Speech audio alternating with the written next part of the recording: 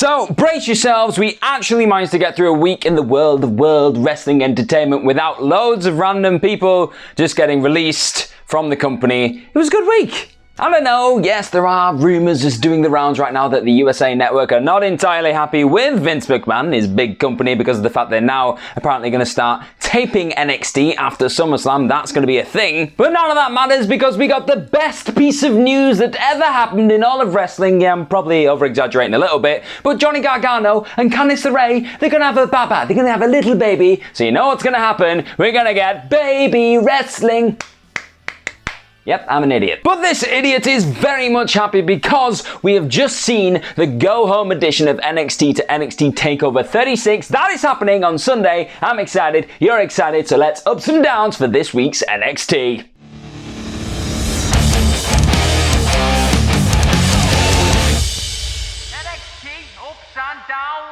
So we kicked off this week not with a match, which sometimes doesn't exactly float my boat, but in this case, it kind of made sense because Kushida had not been medically cleared to have his match, his Cruiserweight Championship defense against Roderick Strong. So Malcolm Bivens got in the ring and he was like, right, we're going to lay down an open challenge because my boy Roddy, he won a match. And who answered this open challenge, I hear you ask? Well, none other than Ilya Dragunov from last week's main event. He popped up, and if you saw last week's show, you saw that he just brings all the violence, and guess what? He did the same again here. But I'm deeply conflicted about all of this because the match itself, it was two really physical, very impressive technical wrestlers going at it. It was good. It's obviously going to get an up because it pretty much had everything. It had chops that like put hairs onto your chest and then wax them straight off. We had Ilya Dragunov firing up and just taking in all this pain that Roderick Strong had inflicted onto him and just using it to give himself superpowers from the looks of it. And Dragunov even shed a little bit of colour late in the day. He made everything really dramatic with his crimson mask and hit like his torpedo Moscow out of nowhere and won the match, and it was really great. But the down of this whole thing is the fact that Roderick Strong has lost yet another big match, and the Diamond Mine just seems to be in a really weird place. Like, it wasn't too long ago that they were being touted as this next big faction that's going to take NXT by storm,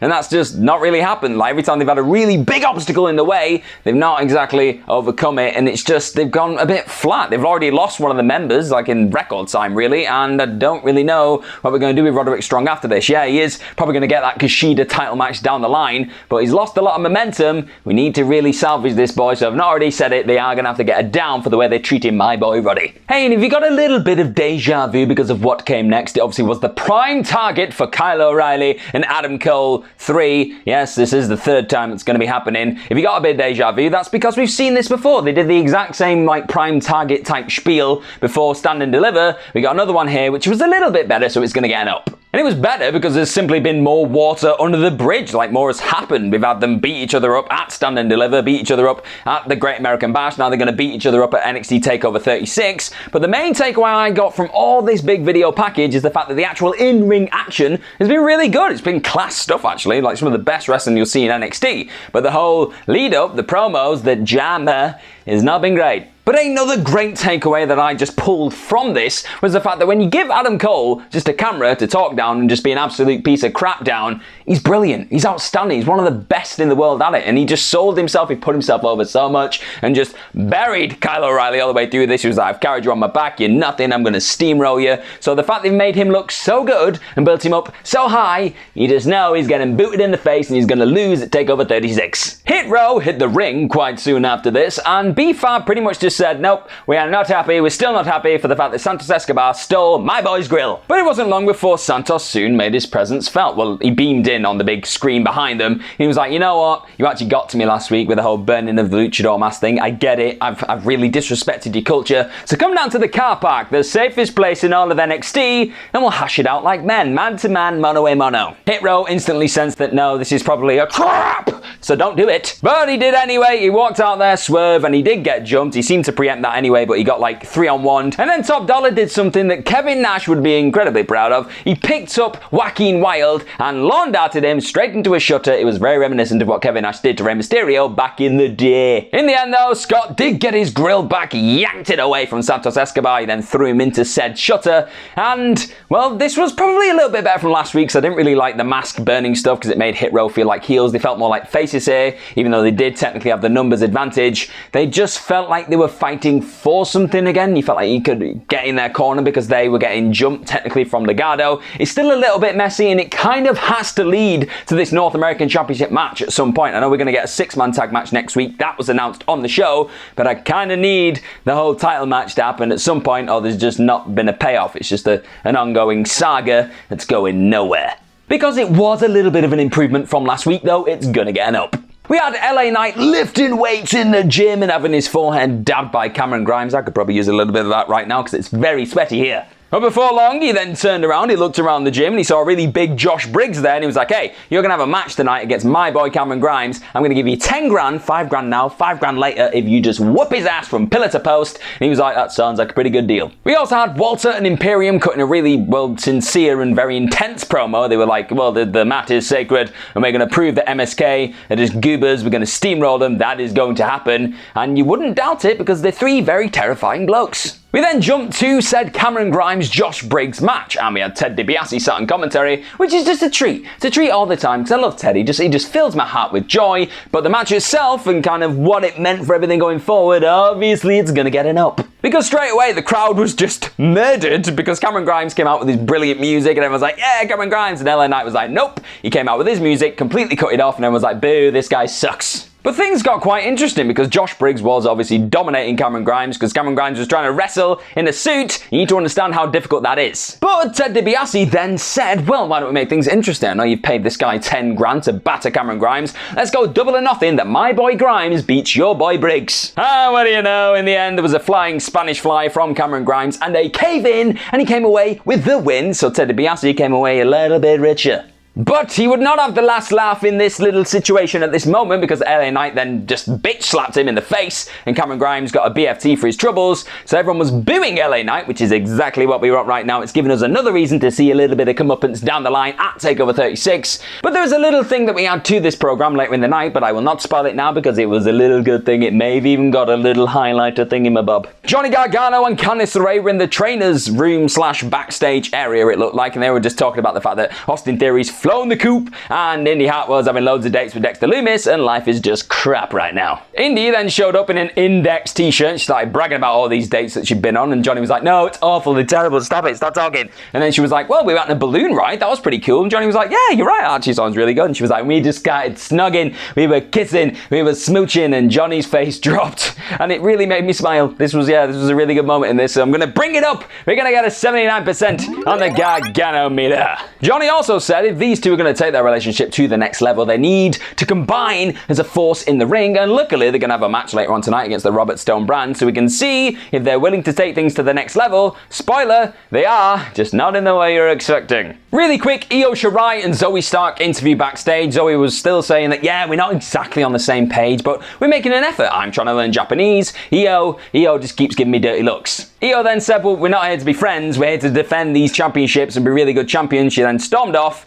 and Zoe was like, yeah, it's a work in progress. It does look like that, but again, I like this. I mean, less is more in this situation. We didn't need another big skit where they were just like doing some stupid stuff in another sushi bar. We didn't need that again. This was a nice little snippet. It keeps the story moving forward. We then did have that Robert Stone brand versus Dexter Lumis and Indy Hartwell match, and I know this may come as a huge shock to everybody all around the world, but I really enjoyed the match, so the match is getting up, but we'll get to the stuff afterwards when we get there. Because it was fun, it was silly, it was goofy. We had loads of moments where Robert Stone was just terrified of Dexter Lumis, who was just no-selling everything. There was a point where Robert Stone did a dive, or he attempted a dive, on Dexter Lumis and completely missed, and everybody in commentary just cracked. They just couldn't keep it together, and when that happens, it does make me really smile, so I loved it. It was great. In the end, though, Indy Hartwell was able to seal the deal for the couple. She locked in Dexter Lumis' silence on Jessica Mayer, got the win, but then something weird happened. So as it turned out, Beth Phoenix handed Indy Hartwell a wedding ring. She then got into the ring, and she got down on one knee and proposed to Dexter Lumis. They've been going out for like a week officially. They've had a couple of dates, but she proposed. Dexter appeared to say yes. They hugged it out. They had a big smooch. And everybody in the CWC was just all for it. They were popping. But They've been going out for a week! Look, I don't want to rain on this parade because everyone just thinks that I hate love. I mean, I do. I hate love. It's horrible. It's the worst thing ever. But in this situation, logic dictates that you probably shouldn't, like, propose to somebody after a week. I mean, that might just be me. It's going to get down for that because I just can't see the logic. Maybe love doesn't have logic. And if that's the case, I'm just going to close my eyes and just think of happy thoughts every time this program, whatever the hell this is, pops up on my screen. Oh, this is great. Oh, life's lovely right now. I'm loving it. We then cut to Roderick Strong backstage. You look pretty deflated after losing his match earlier in the night, but Mark and Bivens stressed that this guy had a guaranteed Cruiserweight Championship shot down the line. He's going to get that belt off Kushida. That's going to happen. I hope it does. I think he needs it. He needs the damn belt. One of my favorite kind of segments was on the horizon after this because we had Raquel Gonzalez and Dakota Kai having one of those side-by-side interview things, which was all conducted by Beth Phoenix, and it was really good. It's going to get an up. Because just the way this format works, it just allows everything to happen a bit more organically. It's not just you speak, then I speak, then you speak, then I speak. You get this weird little overlapping stuff, like people going, no, that's not right, you're not stupid, and then you just get this bickering. I like it. It feels legit. Gonzalez pretty much said that she knew what she was getting into when it came to Dakota Kai. She knew she had like priors when it came to backstabbing her friends, but she just went along with it anyway. This then led to Kai pretty much saying that Raquel Gonzalez was delusional. She was going to walk through her. She was going to kick her in the face because she did not see the kick coming to the face that happened a couple of weeks ago. And at the end of the day, you can call Kai whatever you like. You can call her a backstabber. You can call her a bitch. You can call her whatever you want. But in 5 days' time, you're going to call her the new champion. But then Gonzalez just went and did it. She went and said the one word you do not say to Dakota Kai because then she goes crazy and all Tasmanian devil-like. She called her a side kick. So she's probably going to get a side kick to the face in a couple of days' time. See what I did there? Because the kick to the side, I'm going to get side kicked, aren't I? It's great though because you've got this tension bubbling. It's really natural and it's been happening over a year or so. You've got this lovely story that's been playing out in front of our very eyes, under our very noses, and it's going to get a nice payoff at TakeOver 36. I just hope they deliver the goods because this story deserves it. Breakout tournament action followed this, and I'll be honest, it was Carmelo Hayes taking on Duke Hudson, and this tournament, this is now the semi-final of the tournament, it has not delivered a single match that has underwhelmed. I've really enjoyed it all the way through, and guess what? It did it again here. It's going to get an up. Because I love the clash of attitudes and styles that we had. We had Duke Hudson, who was just a massive prick, somebody that Wade Barrett really enjoyed. He saw a lot of himself in it. It even taught him a finisher. Wow, look at him. And then you had Carmelo Hayes, who was just this electric, high-flying dude who has some of the most deliciously vicious kicks I've seen in quite some time. And speaking of them, there was a moment where Duke Hudson got caught up in the ropes and he hit him with like a scissors kick, and I was like, Booker T would like this guy because he has mastered those scissors. But then something really horrific happened because Duke Hudson got like DDT'd onto the apron, but instead of like being cushioned onto it, his entire body just slammed with like a sickening thud, and everyone on commentary was like, oh, the CWC was like, oh no, make it stop, no, it's too much, and it was just graphic and really horrendous, and they replayed it, and he just landed on his face and his elbow with a thud. I've said thud a few times, but thudding hell, it was bad. This then opened the door for Carmelo Hayes to hit his flying leg drop thing onto Duke Hudson for the win. He's through, he's into the final, and he'll be taking on Odyssey Jones. And the promo that he cut after this match was just, it was mischievous, but I kind of liked it. Because he said there's going to be a plot twist here, and instead of Odyssey Jones being the big final boss, it was in fact this guy, Carmelo Hayes, who was the final boss. So Odyssey Jones came out and just like started backing at him, going mad at him, and they just stared off, and it's there. The fire is there. The energy surrounding this final is here. Both guys, I would love to win it. I think they could both do it. I think Jones will probably do it in the end. But either way, they're probably going to both go on to bigger things. In the end, this is what a breakout tournament should do. A little JC Jane promo video was next up, and it was pretty much in a similar vein to what happened with Gigi Dolan last week. She was like, oh, you better step out of our way or you're going to be roadkill. And then there were loads of roses. So this is pretty much confirming, right, that they're all part of this faction with Mandy Rose. Otherwise, this is just going to be a monumental swerve. And now it's that moment from earlier on in the night that I was telling you about. Cameron Grimes, he just went and stole the whole damn show, baby. So much that we gotta go and give him one of these. Yellow highlighter of the week, Cameron Grimes, you're my boy. Because he was in the trainer's room, he was nursing all of his injuries, he'd been battered, he'd been BFT'd, and Ted DiBiase showed up and went, dude, I'm sorry, I think we've bitten off more than we can chew, what are we gonna do? And this just lit something up within Cameron Grimes. He was like, you know what? Right, okay.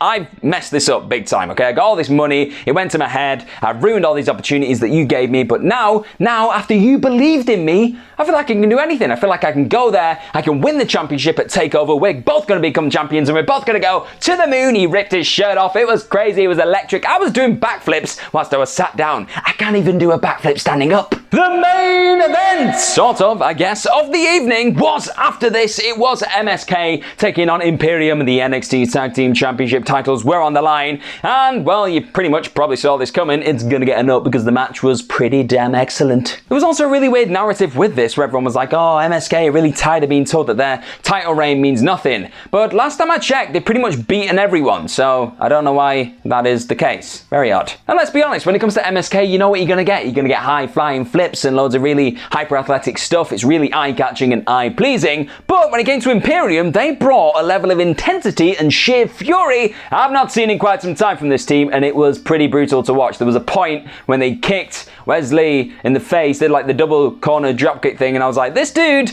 he ain't getting up. And before long, Walter, of course, because you kind of got the tease that he was going to get involved at some point in the night, he came down to the ring and he like distracted the referee. It looked like Imperium were going to hit the Eurobomb on MSK. He was like, no, MSK are going to lose the belt. No, not like this. But then Ilya Dragunov turned up to save the day, but he sort of didn't because he got swatted away by Walter and it all went a bit weird. Because that then opened the door for MSK to hit their flipping neckbreaker thing on Fabian Eichner. They retained their belt successfully, but they were quickly sort of forgotten about and brushed to the side. And I feel like a bit of serious damage was done to MSK after this because they went after Walter and they both got battered very easily by Walter. So you got these great NXT Tag Team Champions that just got absolutely pulverized by the guys holding the UK title, which means an awful lot. Yeah. After this, Dragunov tried to fight Walter once again, but he got swatted, he got chopped to the floor, but then put in a sleeper hold. It was all very hard to watch, but I do feel as though this is just building us up, building us towards a moment where Ilya Dragunov will get in a position to take the belt away, and if he doesn't,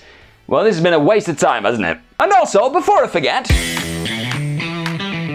I want it. Okay, so I was having a pretty good time watching my Imperiums taking on my MSKs on this week's NXT, and then it happened. This stupid thing popped up in my picture-in-picture. It was advertising this show that happens on a Monday night. It's not very good. It goes on way too long, and it was spoiling my whole experience. I was like, don't invade my sunglasses. Don't let it happen. Luckily, it was just an advertisement, but for the first time in my life, you know what? You know what's going to happen? I don't want it. I want it.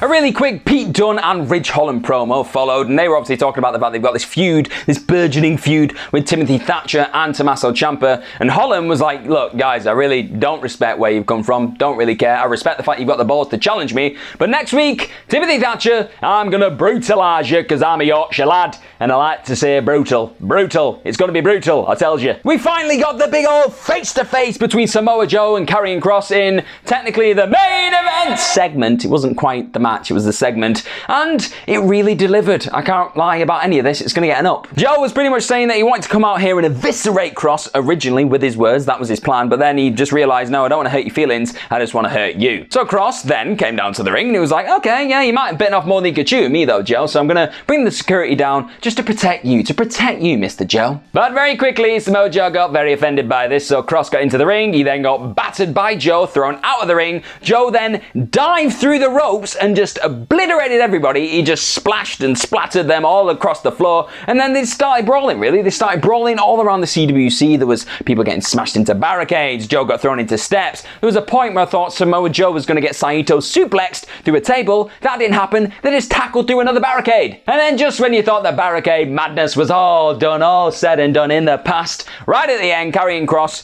was like, he was being restrained. Samoa Joe was being restrained. He then tackled Joe through another barricade. The CWC was on its ass. Hopefully this means that they're going to tear down the building and then get something new, or maybe just go back to Full Sail, but I feel like I may be dreaming quite high there. But honestly, the chaos was great. This just made me feel like, yes, this feels like a massive, colossal match. It's needed that. I really get the feeling Samoa Joe's taking that belt away from Kross, because Kross is going up to the main roster where he can just beat Jeff Hardy in 50 seconds. That's his new life. That's the new path he's chosen. But it was good. It felt like an ending worthy of setting up the main event, what should be the main event of TakeOver. That's going to be really good. The show itself was a pretty excellent go-home, I've got to say, in the grand scheme of things, so it's gonna get an up. Can't remember the last time I gave NXT a down altogether, which says an awful lot. I think we're correcting a slide that's been happening in the past. I just hope things don't change for the worse, if you know what I mean. But those have been your ups and downs for this week's NXT. Let me know what you think of them all in the comment section right down below. And do not forget to like this video, share this video, subscribe to all things WhatCulture Wrestling. Follow myself on Twitter at gmorgan04. Follow everybody here at WhatCulture, at WhatCulture WWE.